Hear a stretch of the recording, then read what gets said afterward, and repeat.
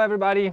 Good to see you. I hope that little intro worked out, and I thought it would be a cool idea to give you some time to log on if you are just getting the notification. If you're not, please subscribe, and I hope this finds you all very well. I've been trying to get this stream to be a bit more professional. You guys know I have a bit of a problem with this kind of technology, not with some other kinds, but this one is a bit beyond me sometimes. But I hope you are doing well and that you'll find today's video interesting. I'm afraid I'm a bit unkempt today. I completely forgot to shave. I always try to be quite presentable for these streams, but today I just forgot. I was busy with stuff, working on the new album, the song I'm stuck on, which certainly will sound like the simplest song of all once it's released. But I was stuck and I started working on it, and it's 6:25, so I'm kind of rushing to get here on time. The cool thing is that everything is prepared the day before now. I prepare all my streams beforehand, so it should all go fine. And hello everybody. Alberto, ¿qué tal? Hello, I'm fine, great. How are you? And Reki, what's up? It's good to see you once again. Let's just give all the guys just a little bit of time to join in. If you're new here, let me remind you, every Saturday 6:30 p.m. That's Central European time, I go live for what we call Music Talk. We've done 25. Today is number 25, so it's a bit of a milestone. And I usually teach a little something about theory, technique, composition, production, all kinds of stuff that has to do with guitar, music, and doesn't even have to be guitar. Basically musical and production stuff. And then we always open it up for questions. And once in a while, I have a little Q&A with you guys, and you can ask me questions. All right. So that's the basic idea behind the streams. If you're new, and if you're new, let me show you this new thing that I just found out how to do, which is this great little animation to subliminally convince you to like and subscribe to the channel and hit that bell, because the bell will actually benefit you because you'll know when we're live. And I won't lie, the subscribing thing, of course, it will help out the channel, and the more we are, the happier we are. And as far as announcements, today I just have one, which I think is kind of interesting, and it's this one. So I finally finished the first book of my guitar method, and I wanted to share it with you. And there's, as you can see there on the screen, it's 70 exercises. It's all in PDF with explanations of the technique, several applications, how to practice. There's advice and tips on most of the exercises, not all of them, because some of them are quite similar. And and I try to teach you how to make up your own exercises by the time you're done with the book, so you can kind of take care of yourself as far as technique goes. And should you be interested, I decided to revamp a little bit the links, because the website is almost there, but not yet. So in the links below on the video, you'll find several options. I revamped the donation because I keep receiving them and I keep being extremely thankful for it. So thank you guys, you know who you are. And there's a little revamped link for donations with set amounts or a free amount and even a monthly thing, because I looked into the Patreon, but I think Patreon is so much about giving more stuff to people who paid that I'm not quite convinced yet. So I prefer having things the same for everyone, and then if you want to participate, then you can. But I'm not really into, not for this stuff at least, give more to people who can afford to pay. But maybe I'm wrong, and there's another way to do it on Patreon. But this is the way I'm going to do it.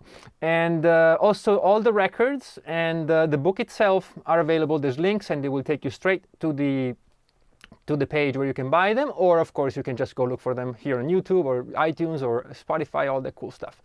And all right, so that's enough. But it does help, and also it's why I have stuff out, is not just to keep it to myself. So once in a while I might plug it a little bit, and it doesn't mean I'm asking for you to buy stuff. It's just a matter of you knowing that it's there, because after all, that's why we make records, right? Not to just keep them on our computer. And Alberto, very useful. I started yesterday to work on it. Oh, that's great. Well, please do share your findings, even if there's something you don't like, although that might be impossible because it's such a great book. No, but really, if there's anything you want to ask me about the book, feel free to do so today, even if we're not talking about that specifically. So we're going to start, okay, because there's quite a few of you already, and there are going to be more people coming. I don't think I have anything else to announce. Hey, look who's back. Alex, what's up? I'm missing the last streams. Hope to watch them ASAP. home studio video sound interesting? Yes. Well, I'm going to do one today that hopefully will help you out. And the idea behind today's video, let's get started, all right? There's quite a few of us here, so I'm going to get started right now. And today is about recording guitars with a microphone, electric guitars, recording them at home, because home studios are basically where I guess 80% or 90% of all guitars released, even professionals, you know, and even big companies, they are tending to compartmentalize all the recording. So they might go to a studio to do drums. That's what I do, right? I go to a big studio, a nice studio with good microphones, good acoustics, and you record the drums, because that's something that's really hard to do yourself, and it really requires a big investment as well. And so most people, what they do is record the drums or anything else that's way beyond their reach in a big studio, and then bring it home or to their project studio and do the rest. And I've always done that. Mystic Electric, actually, I recorded pretty much everything here, because a lot of it was based on electronic drum machines and drum sounds. But, you know, Lights and Shadows, Feel the Sky, those were all recorded in a studio for drums, and then things were added later. And so, you know, the thing is, a lot of people with guitars, they say, well, okay, I'm recording at home, but the big problem at home is the noise, right? Noise coming in, but mostly noise going out. And so a lot of people are just going straight for the modelers. They're going straight for the you know, the Kempers, or the XFX, or the Helix, or even, you know, there's like thousands of them, right? And or they might use software, and or they might do what I sometimes do, which is use a speaker simulator. So they use their heads, but they're not using their cabinets. And those are all very valid, and I think I want to make videos on all of them eventually, because you can get some great results with all those. But the primordial way of recording guitars is still having a cabinet with a microphone. And if we are smart about it, we can access that thing and that sound, which usually sounds a lot more present and a lot more authentic, so to speak. You know, and I have the Kemper, which is great. And I think it's the closest thing maybe nowadays to having an actual amp, but I still feel the difference when I record. So every time that I can, I record with the microphone, or even with the aux, all right? So what's the problem? Well, most people think that's beyond their reach, because they think it's expensive, and they think it's logistically impossible. And today I'm gonna show you a few tricks. And I can't guarantee that you will be able to record with a microphone at home, but I will try to help you out, all right? The first thing is what we talked about, when was it? A couple of weeks ago, I think, and what microphone you should use, and it certainly is this one. Okay, I did show you a few more, the Sennheiser 906 or 609, depending which one you have. It's a great option as well, if you can afford Royers, you know, but those are a bit more expensive. But this is it. With this, you can record pretty much anything. You can build a sample library with this if you want. You can record snares, and you know, it's a great microphone. You can do vocals on this. And the great thing about it, talking about home studios and project studios, is that it's pretty cheap. This is under $100 usually, or 100 euros. And so the SM57 is your choice. Also, most of the guitar sounds you hear on record, this is how they got the sound. Right? Not all of them, of course. There are many different options, but this is the one I would suggest you buy if you're starting out, because it's not a big investment, and even if you don't end up using it for recording guitars, it doesn't matter. You'll be using it for all kinds of stuff. All right, I recorded all kinds of noises with this, and you can trust it. You know, it's one of those microphones that you can say, okay, well, maybe if it doesn't sound right, then it's me. You know, it's not the microphone. I have to figure out how to do it, because a lot of people are doing it just with this microphone. All right, so we're going to talk about just one microphone. We're not going to get into the two microphone setups, which are also very interesting, but I think beyond the beginner. All right, so how do you do this? Well, there's a few techniques. Oh, let me first show you one thing before we get started. When you look at a cabinet, this is what you see. Now, you could make out a little bit the shape of the circle behind the grill, but really this is all you're seeing. So this is not very helpful. So the first trick, because I will show you now different microphone positions, and let me get this out of the way so you know what I'm talking about and how you can achieve it. Here's what you have to do.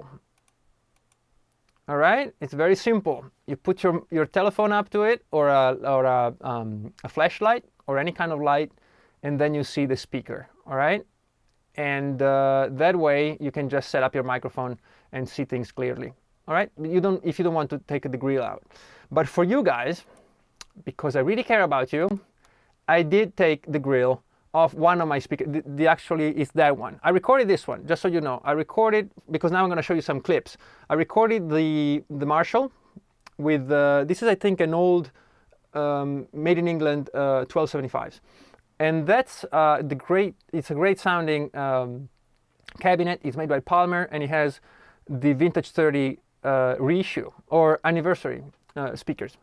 And so for these pictures only, this is what I'm using, all right? So you can see it.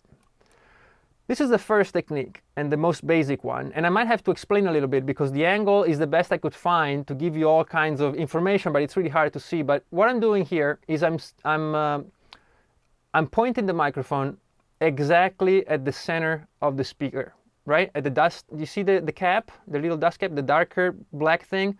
This is where it's pointing at. If you could see it from the front, it would be just right there in the bullseye, all right? Right in the center.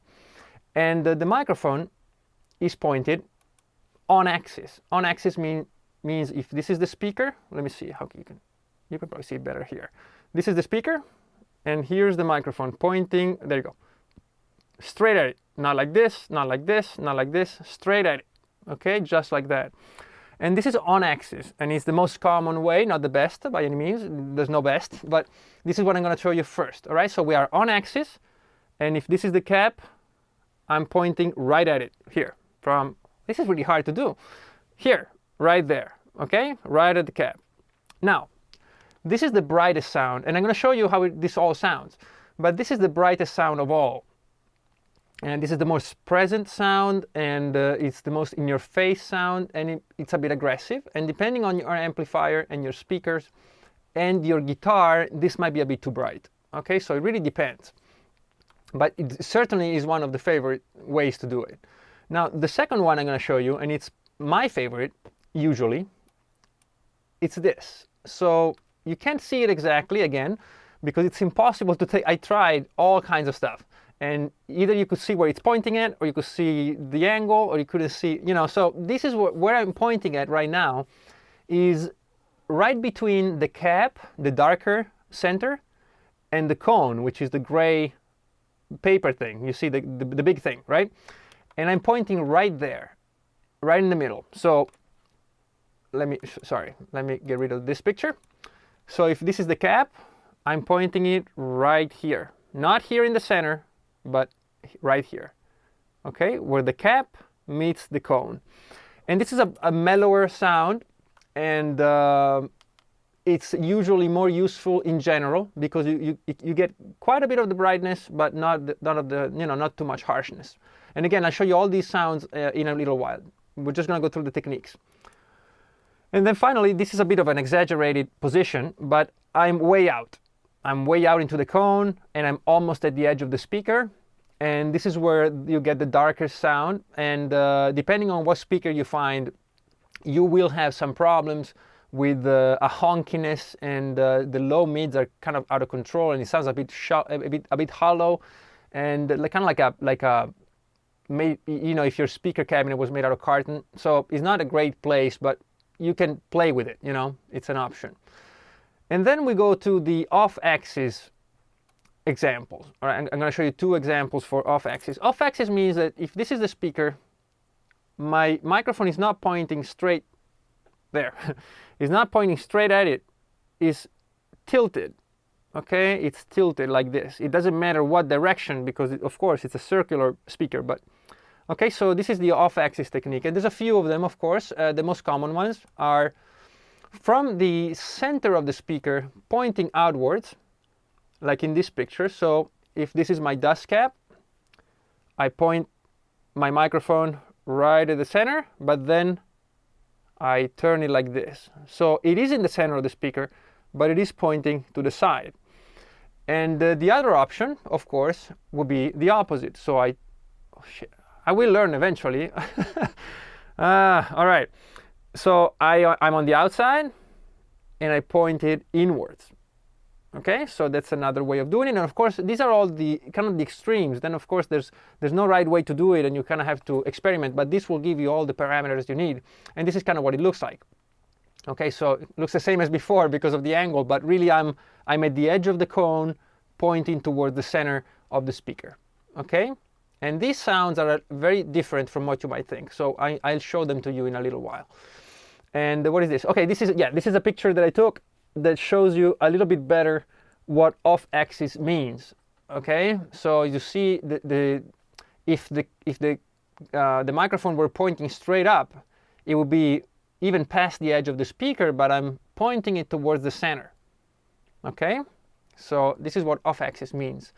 The idea behind the off-axis thing is to reduce all the exaggerated things you get when you are pointing it straight at the speaker. So if you have a very bright sound, by angling the microphone, you will lose that harshness. If you have a very hollow sound here, then you might gain a bit of that brightness by pointing it towards the center again. Okay, so that's the idea. You massage the sound with it. When you use two microphones, you can combine them. You know, you can have Andy Jones used to do one of his techniques was two 57s. One would point straight to the speaker, and the other one will go at a 45 angle, and then it would mix and match the two sounds. So there are many things you can do. And what else?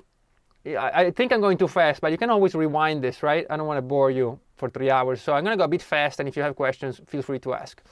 And so let me go back to this. You see, this is the off-axis.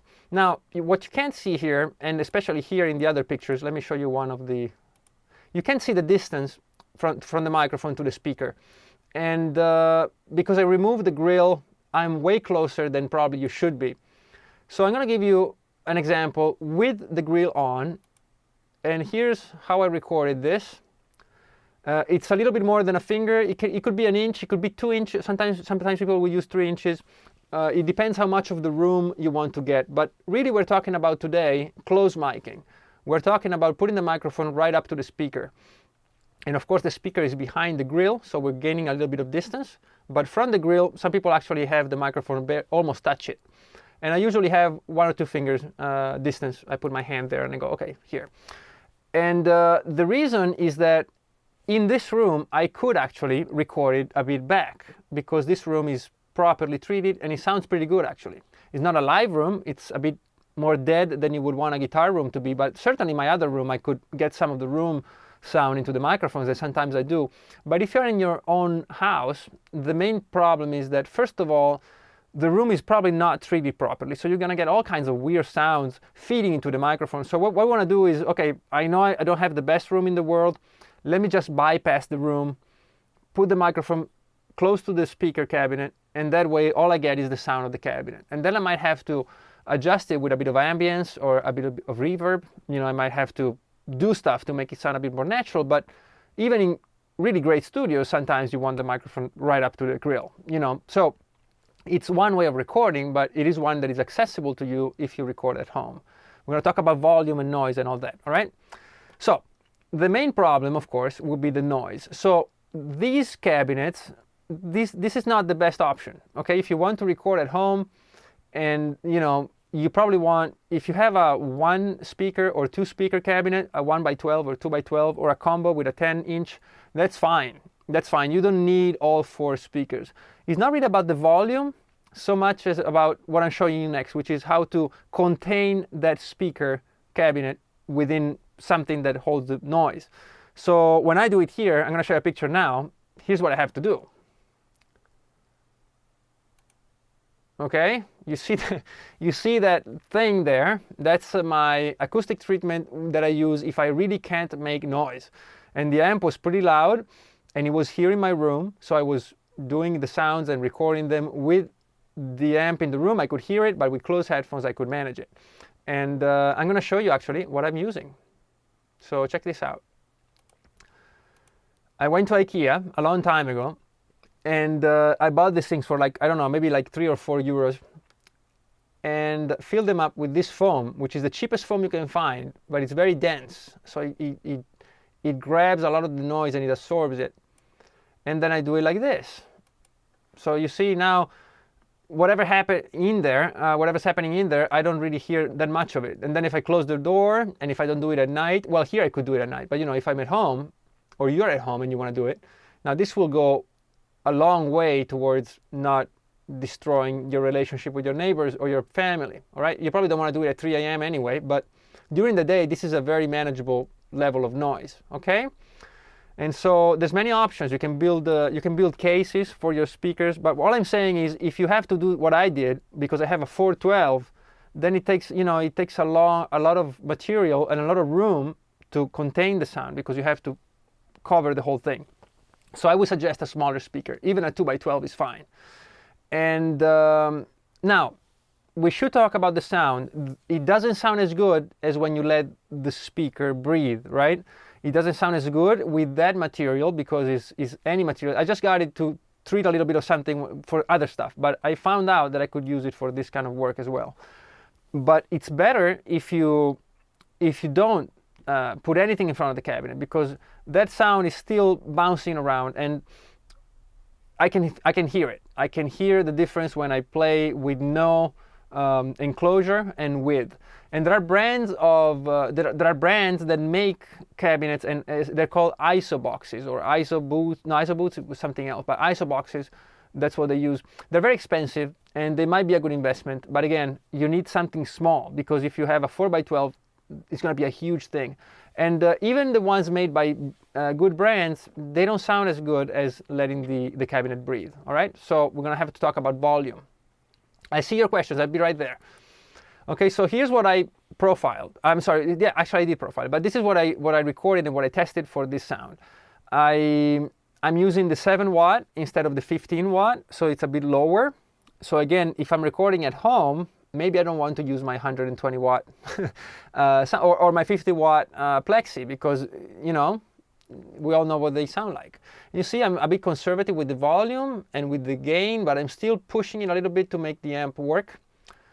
And so that's an option. Now you're thinking, how about I take one of those, I buy one of those limiters. You can put it between the amp head and the cabinet. You can use like a power soak. This will lower the volume of your head.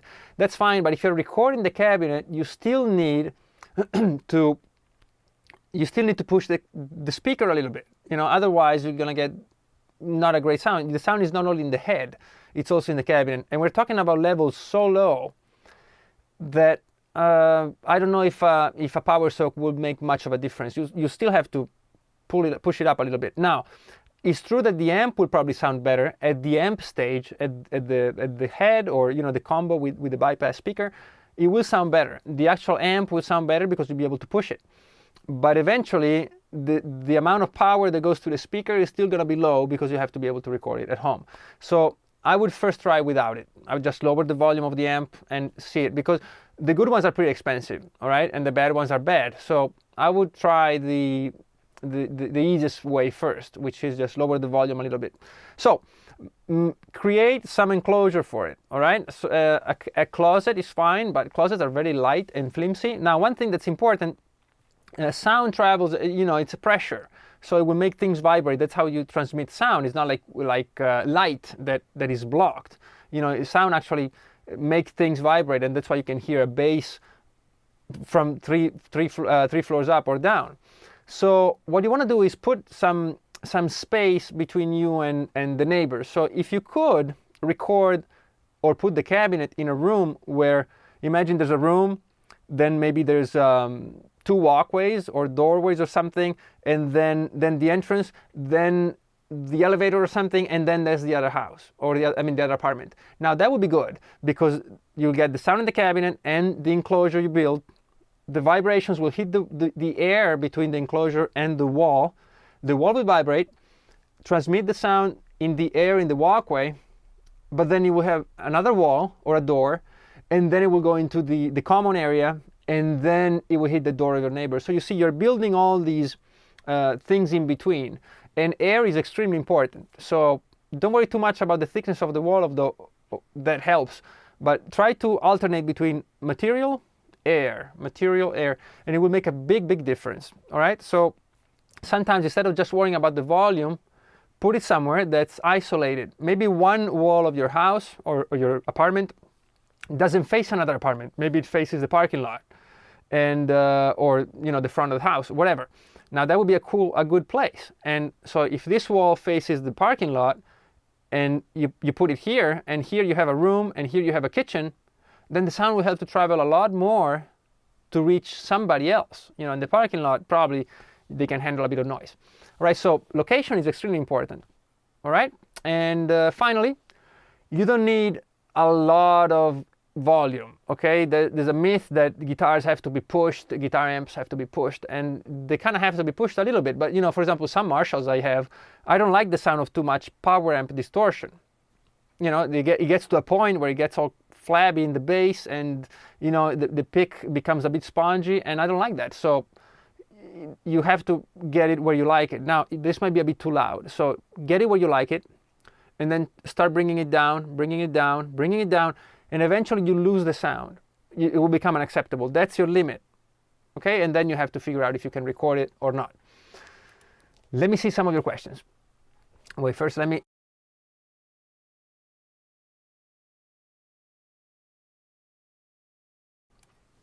get pretty passionate about this stuff, and I start screaming at the screen like a crazy guy. All right, so neighbors. I'm a good neighbor, and I do not want to disturb anybody. I record using plugins or the amp load box directly to the audio interface. Never recorded using a cabinet. Yeah, well, that's what I was saying in the beginning. Do not feel that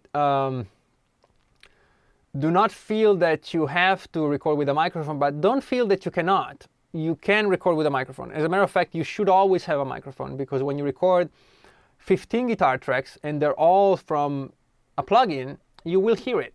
You won't, maybe not rationally. You won't be able to express it like, oh, this is a plugin. But there is something about recording moving objects, and it's true. And I've tested it many, many times. And so even when I record stuff in a certain way, then I always alternate, because it keeps the recording alive. So do go and buy one of these. All right? Oh, the ISO cabinet. Yes, I tried them. Yeah, not much difference in sound from what I showed you. Is that carpet padding? No, it's one of the stuff, that's this material. Let me see if I can find it. This one. This is stuff they use in roofs, I think, and some of the, where you can have the rock wool, which is really messy. So they use this, and it's really thick, and it's really compact, so you can it's easier to manage. Do you use virtual amps? Hello, Akash. Yes, I do. I use everything, but we're gonna do a video on those, because this is just. I'm not one of the people who say that record with a microphone or you're a loser and blah blah blah. Power were fantastic. My first album was recorded with one cabin, one head, one Palmer speaker simulator, and one guitar, and that's it. And the bass was recorded direct into the sound card, because I didn't even have a bass plugin. So yes, by all means, use virtual amps, use whatever you like, but be prepared to have to fight with the fact that recorded sound benefits from actually being recorded, and that is true. And I have some of the greatest libraries of sound. Well, some, not many, but I have some great libraries, and they sound great, and they're incredible accomplishments. But when you hear the real instrument being recorded, it's different. It's just different. So when you compound it by repeating the same track, like you have 4 or 5 or 6 rhythm guitar tracks, there's a tendency to flatten it all out, and it can be saved, of course. But I'm always trying to record things properly, and sometimes it means, okay, well, this guitar track will have to be with a microphone, or the opposite. This guitar will have to be with the Rockman, and I record the Rockman, and it's noisy, and I have to figure it out later. Maybe this sounds weird, but I listened to some Steve Vai isolated tracks, and you can really feel and hear the air of the sound. That feeling is not present with plugins. Oh yeah, of course. Well, that's the thing. Well, I think Steve Vai I think he has a great home studio. No, he's a professional studio, but he has a room for recording, and yeah. That's what we all try to strive for. And if you don't have the means to do it, that's fine, but some of that magic you can capture with a microphone, even in your house. And what your opinion about guitar processors and amp simulation pedals like Helix, Boss? They're all great. Akash, I like everything that makes a sound. Some of you who were following me a long time ago, I used to play live songs for you guys with what's that called? The Boss mini amp, the Katana Mini, whatever. I don't care. I use anything. But you know, we're talking about recording, and for recording something that stays there forever. I still enjoy listening to good sounding records, and I always strive to get close to it. And there's so many things you have to master to get close to it by yourself. But I found that recording guitars with air moving is one of those. Okay, so, but you know, you don't have to do it, of course. This is just something I'm showing you because so you know it's possible. All right, I'm not saying you should, but you could though, because I think everybody can afford one of these, even if it's secondhand, $50 or less. You should have one. All right, so let's hear the effect of this microphone. Yeah, I don't know if you get bored of this, let me know, but I really prepared for today's video. And so what I did was I set up the microphone in all these different ways that I showed you. And because now I couldn't, you know, get up and change it and then make a bunch of noise here while I'm talking with the, you know, it wouldn't be feasible. I actually profiled the 5 microphone positions that I'm going to show you, and I profiled them into the Kemper. And now I can show you what they sound like, and the Kemper gets really, really close, like extremely close, like so close that you can't tell the difference. So for the purposes of today, it's more than enough. All right. So basically, I have 5 microphone positions, and this is the first one. Now I don't know if you can hear it, so. All right, yeah, you should be hearing the guitar. Let's see. Yeah, okay, so I can't hear it, but you can. This is the microphone right at the center of the cap of the dust cap, and pointing 90 degrees towards the grill. All right, so straight up at the center of the speaker, and you hear how bright and present it is.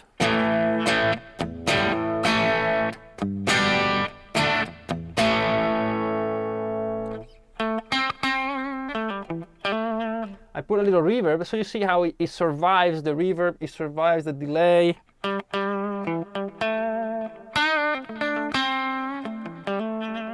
See, it has that presence that kind of cuts through. So if you're thinking of using it as something in the background, maybe you want to still be able to hear it in low volume, that's a great technique to use. You have that very present and bright sound.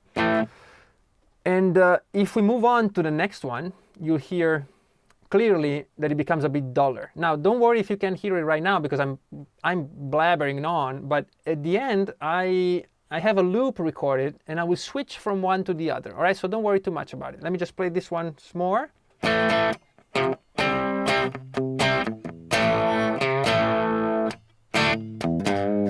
Okay, let's switch to number 2 now, which is my favorite usually, and it's right between the cap and the rest of the cone. Okay, so if this is the cap, right here, straight up. We're still going straight 90 degrees, and here's what it sounds like.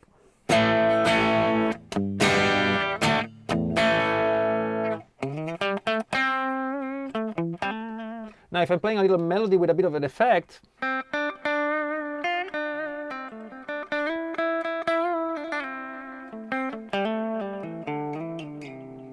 say that I'm using the neck pickup. Man, I wish I could hear this. I will eventually have to give up and use headphones, I think. But see, now it gets a little darker.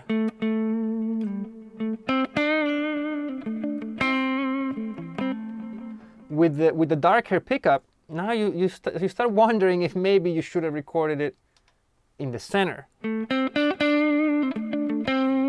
instead of there. See that? It gets darker. I hope you're seeing that. And so that's a dust cone, the dust cap with the cone.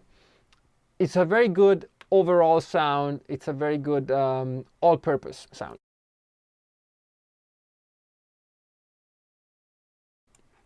All right, so let's move on to the side. Now this is extreme. I went way too far. And I'm at the edge of the cone now, and you'll hear that boxiness I told you about. Bridge pickup.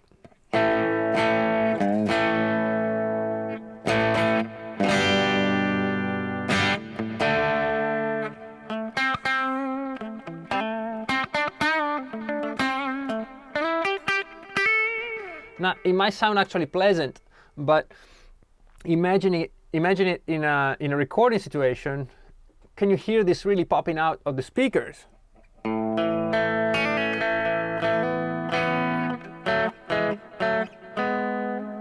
See, it's like, okay, well, it doesn't sound too bad now. To me, it sounds very hollow, but can I imagine me bringing it forward in a mix? Then that it will need some work, all right? Sorry, this is the side. This is the side. I just showed you again number 2. I do apologize, I just can't hear what I'm playing. This is the side of the speaker. Now.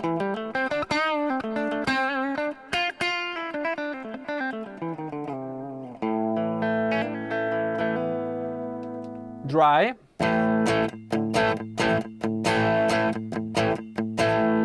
Okay? You should hear that little honkiness right in the low mids. So, this is way too far. And now I have 2 examples of off-axis. And let me see, because I wrote them down. You can probably hear them, but yes. Okay, so this one here is, the microphone is at the center of the cone, of the dust cap, right there. But then it's pointing outwards, like this, right? So I'm at the center, right there. Man, this is so strange. How am I doing this? All right, I tried this before I logged on, and I could do it. Okay, so I'm pointing straight up, and then turning the microphone to face the cone. Okay, and surprisingly, it gets very bright and ugly.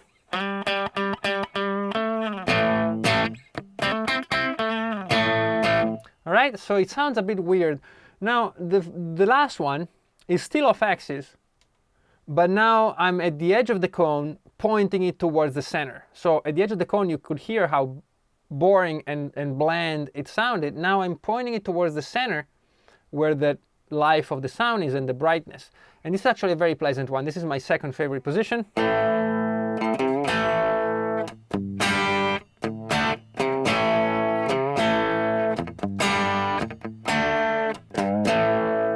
Okay. Still survives a bit of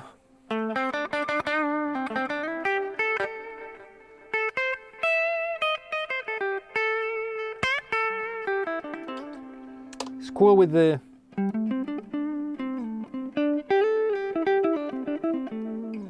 see, it's a pretty good overall sound. And so this is from the cone, from the outside pointing towards the center, and the one before was from the center pointing towards the cone. All right, so now I'm sure you're completely confused. So what I'm going to do is play a loop and play all 5 positions. And the first time I'll talk over it, and the second time I will just shut up, all right, which I think it's time. Now let me see if it's already in there. I'm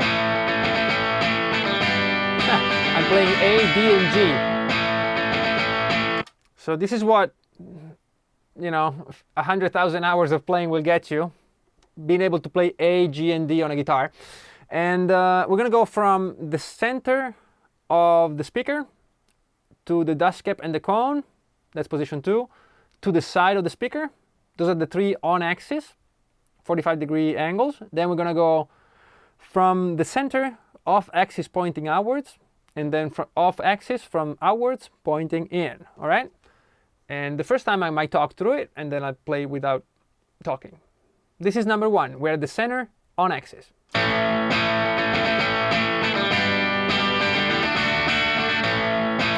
Now we move it to the dust cap and the cone.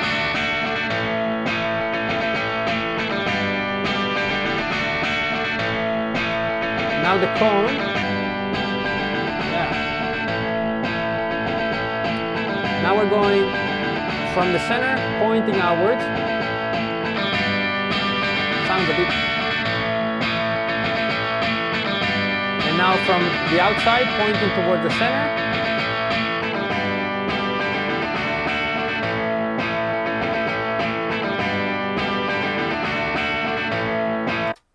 Yeah, could you hear it? Could you hear the difference? I did the tests yesterday, but you know, so I'm basically talking over something that I can't hear, but I think I know what they all sound like. Does it match what you're hearing? So basically, you go from brighter to darkest, and then you have these two off axes, which when you're in the center pointing outwards, you kind of get, to me, you get kind of the worst of both worlds.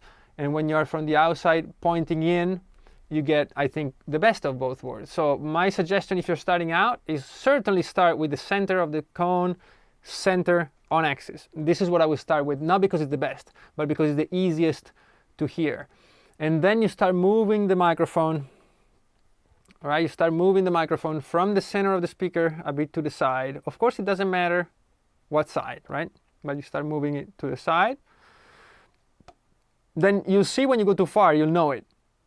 You'll go way, you know, it gets really dull and stupid. It sounds like this. Let me play the dull one. That's number 3. I'm going to turn it up for myself just for a second, okay? I won't be able to talk.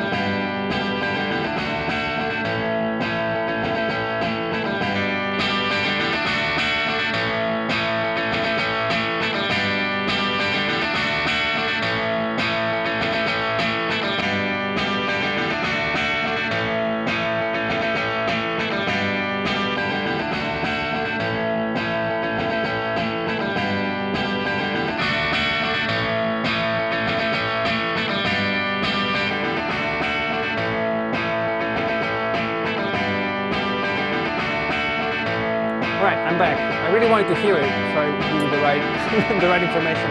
And actually, it is what I was talking about. All right. Okay, so I hope you could hear it. It's very important that you have a loop going, because the way you play sometimes is so hard to repeat the same thing twice. And when I profile the amps, if I play, I can hear differences between the Kemper and my amp. So I put a looper in and I switch, and then I can hear it. So it's very important that you're hands off when you're doing it. And as a matter of fact, let me give you just one final bit of advice, and then I'll shut up. I've been talking for an hour. When you're at home by yourself, unless you have the luxury of having somebody in the other room giving you, doing what you say, so you'll be like, okay, move the microphone, I don't know, 0.5 centimeter left, or it would be hard for you every time you go out there and move it. Then you have to close the door, close the closet, or wherever it is, change rooms. So they can get a bit old. So what I suggest you do is get some closed headphones and closed back headphones. Drummers have some really good ones. You can find some not too expensive ones. You wear them, and then you put a looper in between, you know, before the amp, and so the looper keeps playing. And you can actually go in front of the cabinet and move that microphone around, and you'll hear the changes as you move it. And that's one of the greatest lessons you can give yourself in miking up a cabinet. So instead of placing it, running back, listening, then you go, you move it, and then you never know where you started from. By actually being able to do it yourself, then you'll learn a lot. Watch the volume though. Watch the volume, because you'll have to have it pretty loud to not hear the actual amp, you know. So do it for a few minutes and then stop, and maybe tomorrow do a bit more. Just to learn. You'll learn a lot just by doing that. If you have the luxury of having somebody do it for you, then, you know, you'll learn too. But it's you never know what they're doing, right? So it's better if you have some really good isolating headphones. It might be worth your while to invest in them, okay? Especially if you have to do this in the same room that you're recording. You always want to hear what you're recording and not what's coming out of the amp. All right, so I think I talked too much, yeah? As always. So let me titillate you with this really cool animation, because it took me a long time to put it in there, so I might as well take advantage of it. And but yes, if you are new here, please do subscribe. It will help out a lot, and it will make this group grow, and of course it will help the channel. So okay, so let me see if you have any more questions. Okay, so you could hear the difference, great. really appreciate the effort you're putting into these videos, Andrew. Very professional. Yeah, well, thank you very much. I do put in a lot of effort. I don't know if it's very professional, but you know, I'm trying. I'm just trying to make it useful. So sometimes it might look a bit homemade, but I'm trying to make it useful for you. So if you have any questions, this would be the right time to post them. And if you want me to do more videos on other ways to record guitars, that's also, you know, I'll have a look. And let me just remind you that if you would like to get the book on alternate picking, there's a link in the description below, as well as for all my records. And you know, Christmas is coming, and you might want to stock up. And there's an offer that you can get all 4 records for the price of 3, and they're really reasonably priced. And there's many ways you can use them to support the channel or not. Just listen to them. And if you do like the channel and you want to support it, and there's also very simple. There's a link down there, but don't feel that you have to do that, because the purpose of this channel is for you to learn and not to pay for it. But if you do want to contribute, or if you find it very useful and you find it valuable, then it's appreciated. And usually everything that comes in from YouTube is put into the channel again, like with the new, you know, the new camera. You could see a few weeks ago it looked much worse, and you know, the whole setup. So I try to use all that to make the videos better. So nothing. If you enjoyed it, please share it with your friends and maybe bring them along. Since we're all home for COVID, we might as well have virtual hangouts. And I'm looking forward to your suggestions. I'm going to wait 1 minute or 2 for your questions, and otherwise we'll leave it at that. I hope you enjoyed this kind of video as well. This is more production, and I know that is not as universal as maybe what we did last time with the 3 notes per string, but it's important. You know, nowadays I don't think you can confine yourself to just one skill. You know, as a matter of fact, almost nobody does. You kind of have to know how to do many things, and recording guitars is certainly top of the list, right? And you know, it's something that I started out very young doing it. I was in recording studios at 15, so it was natural. But then I see that some people haven't gotten that start yet, and so it's important that they have information. And you know, I'm certainly no expert, but I used it professionally, and whatever I know I share, and then you can take what you want, you know, what you feel that resonates with you. The things that don't make sense to you, just forget them. You know, this is just a video. It's not like, you know, don't take this too seriously, right? I do try my best, and I never say anything that I'm not sure of, but it doesn't mean that it will work for you the way it works for me, and it doesn't mean that you should follow it. You should follow your own instinct, and you will eventually have to make a lot of mistakes. You have to make mistakes, you'll have to record some shitty guitars, and you'll have to record them poorly and mix them even worse, and you'll have to go through all these steps and all these things. And the good news is that those of us who listen to you, we don't really care too much about it. We just want to hear your music. So there is a pretty good level of forgiveness as far as all the technicalities go, but I know all of us, we want to make the best possible music that sounds the best that we can. So hopefully this will help you. And do not ignore my advice to get one of these microphones. All right, really. You don't have to buy it right now, of course. I know times are hard. You know, also here we have a music school. You know, we've been hit by COVID and open, close, close, open, Skype, non-Skype. Now they can come, now they can't. Now only 3 of them, now only 1. But, you know, I know how it is. And 100 euros is not something to sneeze at. But, you know, keep it in your list. Maybe for Christmas, along with all my records, you can buy an SM57. And yeah, so do try to get one of these and record everything with it. Go outside and record traffic, and record the sounds of nature, record yourself hitting the table with your hands. Record everything and make music with it, all right? It's a great, great tool. So, end of speech.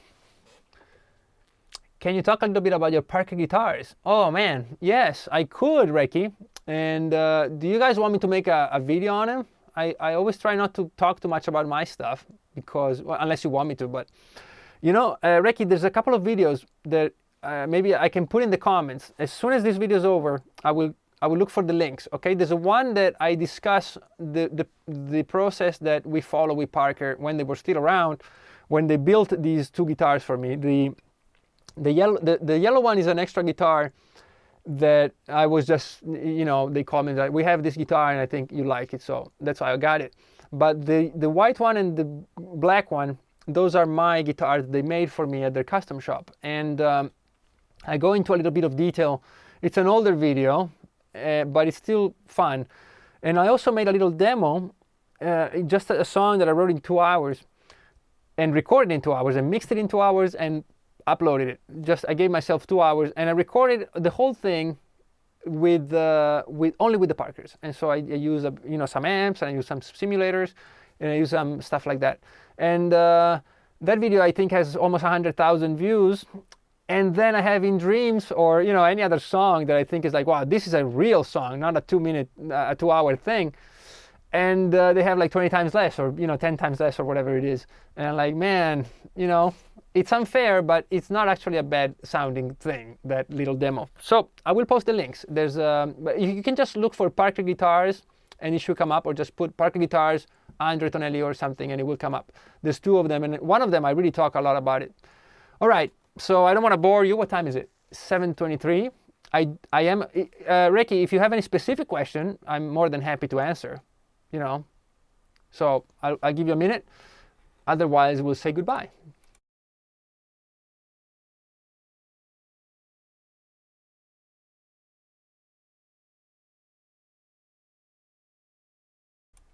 All right. So what else? Next week, I'll try to do something about guitar.